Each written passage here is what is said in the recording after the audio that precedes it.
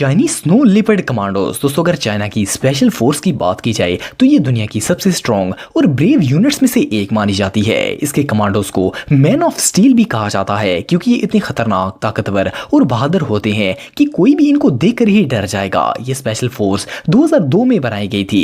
ये force urban anti terrorism mission पर काम करती है और इसके अलावा हॉस्टेजेस को भी रेस्क्यू करती है। इस टीम को बीजिंग में होने वाली ओलंपिक गेम्स इवेंट्स के लिए भी इनवाइट किया गया था। इसकी सबसे इंप्रेसिव चीज इनका ट्रेनिंग मेथड होता है जो कि तमाम स्पेशल फोर्सेस से डिफरेंट होता है। एक कैंडिडेट को कमांडो की टीम में आने के लिए 50 से ज्यादा टास्क मुकम्मल करने होते हैं। इन्हें एक वक्त में 200 पुशअप्स और 200 सिटअप्स करने होते हैं। ट्रेनिंग के दौरान इन्हें 15 किलोमीटर से भी ज्यादा फासले तक 35 किलो का वजन उठाकर भागना होता है और इस दौरान इन्हें रुकने की इजाजत नहीं होती।